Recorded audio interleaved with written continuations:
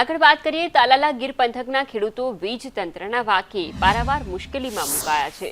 સરકારના 8 કલાક વીજળીના દાવા ફૂકોડ હોવાનું આ પંથકના ખેડૂતો આક્ષેપ કરી રહ્યા છે। આ દ્રશ્યો છે તાલાલાના ગ્રામ્ય પંથકના, જ્યાં ઠેર ઠેર પીજીવીસીએલની ગંભીર બેદરકારીના કારણે વીજ થાંભલાઓ પર વેલા ચડી ગયા છે, પરંતુ વેલાઓ દૂર કરવાના બદલે તંત્ર માત્ર કાગળ પર જ મેન્ટેનન્સ બતાવતું હોય તેવું લાગી રહ્યું છે। તંત્રના પાપે ગીર પંથકના 22થી પણ વધુ ગામોમાં વારંવાર ખેતીવાડીમાં વીજ પુરવઠો ખોરવાઈ જાય છે।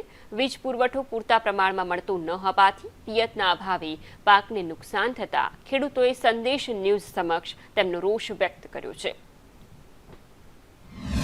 ખેડૂતોનો આક્ષેપ છે કે પીજીવીસીએલ દ્વારા પૂરતા પ્રમાણમાં મેન્ટેનન્સ થતું નથી અને જેમનો જીવતો પુરાવો અહીં જોવા મળી રહ્યો છે। આપ જોઈ શકો છો તે પ્રમાણે આ વીજ થાંભલો છે ને વીજ થાંભલા ઉપરથી પસાર થતા વાયર ઉપર જે વેલ છે તે ચડી ગઈ છે અને તેના કારણે જ અવારનવાર જે વીજ પુરવઠો છે તે ખોરવાતો હોય છે। જે ખેડૂતો છે તે પારાવાર મુશ્કેલી અનુભવી રહ્યા છે। ખેડૂતો સંદેશ ન્યૂઝ સાથે જોડાયા છે, આપણે એમની સાથે સંવાદ કરીશું। શું કહેશું, કેવી તકલીફ પડે છે અને શા માટે આ તકલીફનો સામનો કરવો પડે છે? આકોવાળી સબ ડિવિઝનમાં ઝાઝા ભાગના થાંભલો પર છે। અહીંયા તમે કીધું આ તો એક જ થાંભલો છે, આવા લગભગ થાંભલા એવા છે જેની ઉપર આવા વેલ સડી ગયેલી છે। એની જે હિસાબે પ્રી મોન્સૂનની કામગીરી નથી થઈ અને અવારનવાર ફોલ્ટ થાય છે। અને જ્યારે અમે ફોન કરી છે ત્યારે એવું કહેવામાં આવે છે કે ભાઈ તાર પડી ગયો છે, તો અમે ઘણીવાર એવું પણ પૂછીએ ભાઈ કઈ જગ્યાએ તાર પડી ગયો અને ત્યાં કોણ કર્મચારી કામ કરશે, તો એનો અમને કહો તમે એ જગ્યા ઉપર જાય અને થોડીક હેલ્પ કરીએ તો પાકું કરીએ ખરેખર આવું થયું છે કે નહીં, પણ આવું પણ નથી કહતું। ઘણીવાર લાઇટ અત્યારે ઘણો સમયથી વરસાદ નથી, એકને ક્યારમાં 2-2 કલાક પાણી જાય છે, કારણ કે 10 મિનિટ આવે લાઇટ, 15 મિનિટ લાઇટ આવે, કારણ કે અમુક નાકો એવું હોય છે કે ઝાઝો સમયથી વરસાદ નથી એટલે પાણીને વાર લાગે, તો પ્રશ્ન એવો બને છે કે એકને એક નાકામાં 3-4 વાર જવા દેવું પડશે। ઘણા વર્ષોથી આ તકલીફ છે ખેડૂતોને। જ્યોતિ અને વાડી વિસ્તાર, આકોવાળી સબ ડિવિઝનમાં જેટલો પણ જ્યોતિ અને વાડી વિસ્તાર આવે છે ત્યાં પાવરનો રોજ ફોલ્ટ રહ્યો છે। અવારનવાર અમે ઉચ્ચ અધિકારી સાથે પણ રજૂઆત કરેલ છે, લેખિતમાં પણ કરેલ છે, મીડિયા થ્રુ પણ વાત કરેલ છે, છતાં 8 દિવસ સુધી ખેડૂતોને ક્યાંય ન્યાય મળેલ નથી।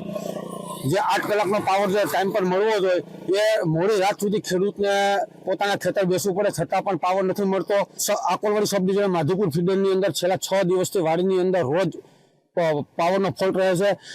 ફોલ્ટ ઓફિસમાં ફોલ્ટ લખાવતા એવું જણાવવામાં આવે છે કે આજ વાયર પડી ગયો, હમણાં 2 દિવસ પહેલા ભેંસુ માથે વાયર પડી ગયો ત્યારે 2 ભેંસુ મરી ગયેલ છે, છતાં પણ તંત્ર કોઈ ધ્યાન નથી લેતું।